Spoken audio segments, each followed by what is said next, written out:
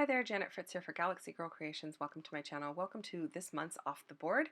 And we are using a sketch that was chosen by Sandy Reversky, she is Steak Goddess over on YouTube and Instagram and pretty much everywhere. And that sketch is by Susan Stringfellow, I believe. And I really had fun with this one. It was a good one. I mean, not that any of them are bad, but it was just a lot of fun. It was. I decided to pull photos from like 1979, so I was just a little kid at the time, and I had these photos from Easter with me and my brother, and then me, my brother, and my mom's parents, and me, my brother, and my dad's parents. And so there's 3 photos on this layout, and that's why I chose these particular photos, because I had 3, and sometimes when you're working with a sketch, you just pull the photos that are on the sketch. You don't have to like think outside the box all the time. So I followed the sketch fairly close with regard to the actual design of the layout, and then I went a little bit off on my own tangent with the embellishment clusters. So I pulled out that pink plaid paper that is from Photoplay's Mad for Plaid, and then I've got this piece of floral from Pink Fresh Studio, and I really like that floral. I was trying really hard to get that on the layout, and the pink in it, the darker pinkish leaves are a good match. The light pink is not, but that's okay because the darker pink ones are on there and they match. And then I pulled in this green, and I think that's from Amy Tangerine's Picnic in the Park. I could be wrong on that, but I'm pretty sure that's where that's from. And that green matches the green leaves in that blue paper. So I like how that's looking. And I am going to just tuck that in behind the blue paper there, and I'm putting a white border around everything because the blue on top of the green was just a little bit too much pattern next to each other for my liking.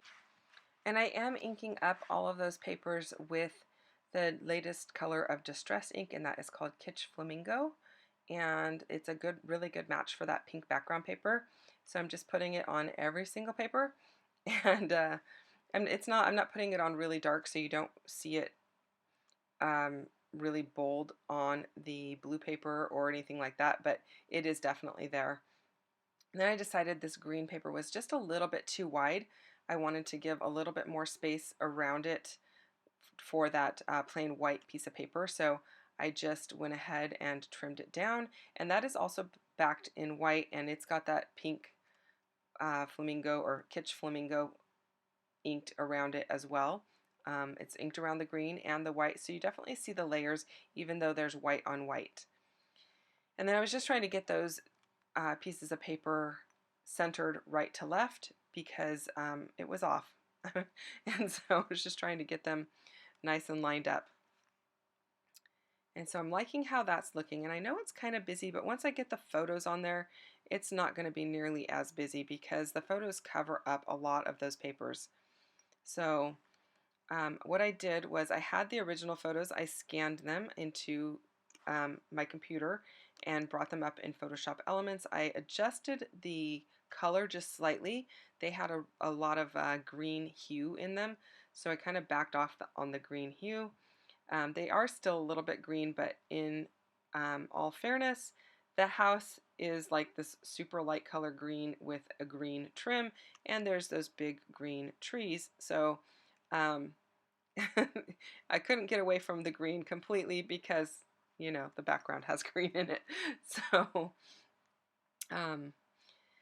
so then I pulled in more green, these green frames, and these are from Pink Fresh Studio. And I always struggle with frames, but I decided I wanted to challenge myself to use them and get them kind of used up and out of my stash.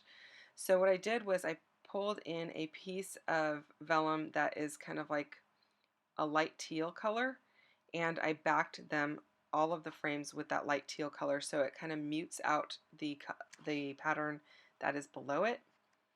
And I like that because sometimes I feel like the pattern below it is competing with what you're putting on top of it, so muting it out, at least for me, that makes me a lot happier. And then I just trimmed off of this piece of the frame that I didn't want really stuck under the photograph. I didn't want it bending the photo up, so I just trimmed that off. And you're going to see me do that in multiple areas here so that my frames overlap each other, but they're not actually on top of each other, um, which would make them have a lot more dimension than they do if I cut them. I don't mind dimension on my layouts, but having 3 pieces of chipboard stacked on top of each other is just a little too much for my liking. So, and plus then you've got to keep adding a bunch of layers of foam tape underneath to make up the difference.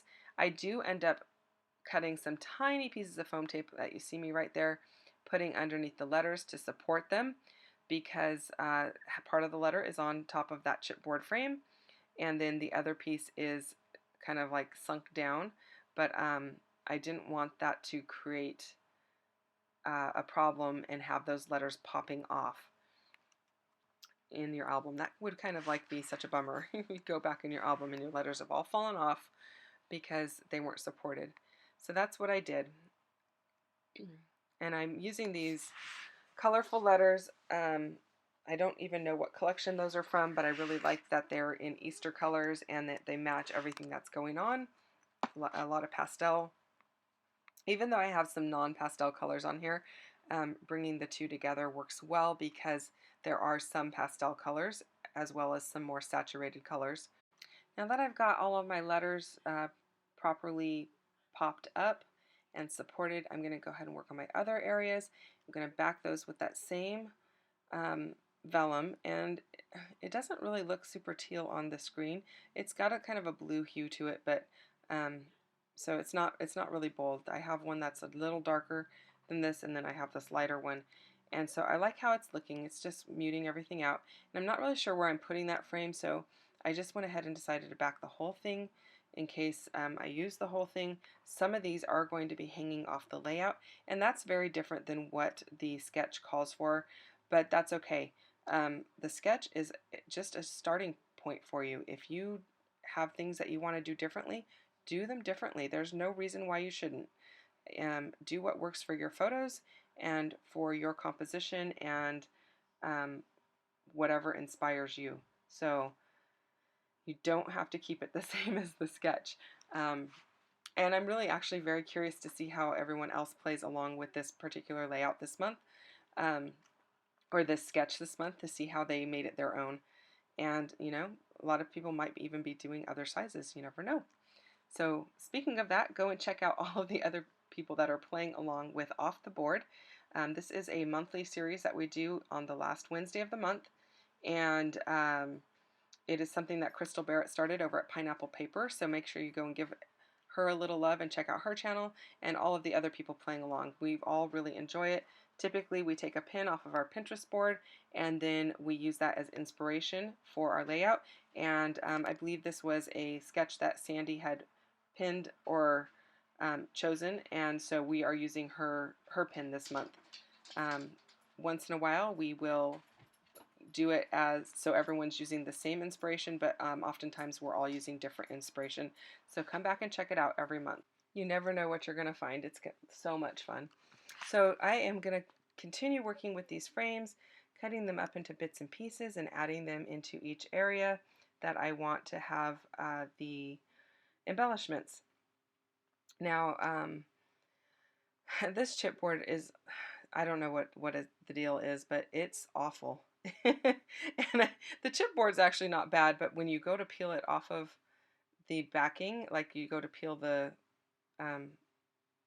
so that you can stick it down, the chipboard just like peels in half. So in case you're wondering why it's taking me so long and why I'm having to add adhesive, that is why. It's because when you take the backing off, the chipboard just peels in half. And so yeah, that was definitely a challenge, and I think that's one more reason I just want to get these out of my stash, get them used up. Now I am adding some adhesive here. I'm adding it along the lines of the frame so that you don't see it through the vellum, and I like how that's looking. And all of these colors match really well to that blue piece of paper because they are all from Pink Fresh Studio. So I do not know that they are the same collection. I could not even tell you that, but a lot of times with manufacturers, they will use the same colors along their lines so that you can mix and match things from different collections. Now, it's not true of all collections, and it's not true of all manufacturers, but a lot of times that is the case. So I don't know. I don't know if that's the case here or what, but it does seem like they all go together, and I like the way that it's looking. So I'm also liking that these are getting used up. And then what I'm doing is I'm taking like half of that blue one at the bottom is going to be half of the blue one at the top, just so I can bring in, I want to have 3 frames in each one of my areas, and I like how that's coming together. Now see, that blue one that I'm working on right there is layered on top of the pink one, but I am going to trim that down so that it's not, and so that it doesn't overlap the pink one. So the thickest piece that I have is 1 layer of chipboard thick. None of these are actually overlapping. There is just they're just cut. And I like that it looks like a bunch of stacked up frames with something inside of it.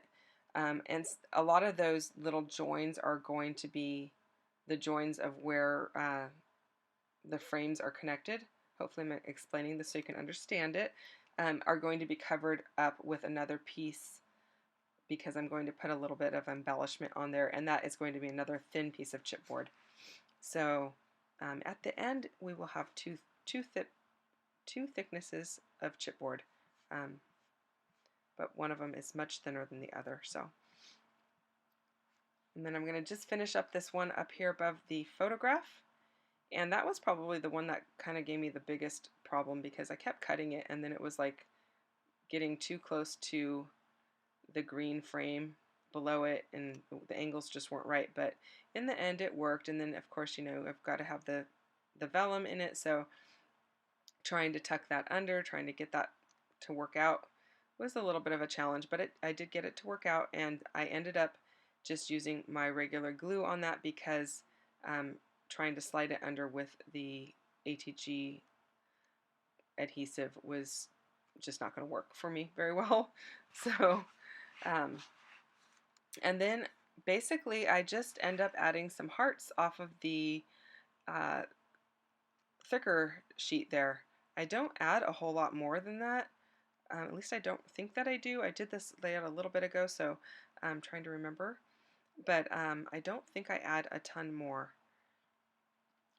And I think it looks good. And my journaling is just going to go below that photo on the right-hand side. Some of it's going to be on that green paper, and some of it's going to be on the white paper. And I don't mind that. And, my journaling is kind of funny, because I don't remember anything about this. I was like 79. I was probably like 5 or 6 years old. I don't remember it at all. And so I just wrote in my journaling, I have no memory of this, but the interesting thing is that this is my parents' house, and it was a very rare occasion for both sets of my grandparents to be at the same event at the same time. Usually our family did events with my dad's side one day, and then my mom's side the other day. And so it was just a rare occurrence for this to happen. So I just wanted to make note of that, and to note that they were both at my house on the same day, and it happened to be Easter, so that was kind of fun. I just add that bow and that little pinwheel and the date 1979 there at the bottom. And I think that's pretty much it. The pinwheel I do pop up onto some foam. I don't pop that bow up, because the bow is already popped up, covering the join of those two. And I'm going to add a few little enamel dots, and I'm just adding 3 of the same size in a row. Usually I do like a triangle around each embellishment area, but in this particular case I just decided to add 3 of the tiny ones in a row, and I think that's pretty much going to do it for this layout. If you have any questions or comments, you can leave those down below. I do read them, and I do get back to you as quickly as I can. And if you don't mind hitting like or subscribing, if you're not already subscribed, that'd be awesome. I really, really appreciate your time, and I thank you for choosing to spend the time with me. Here come the close-ups. I'll see you next time.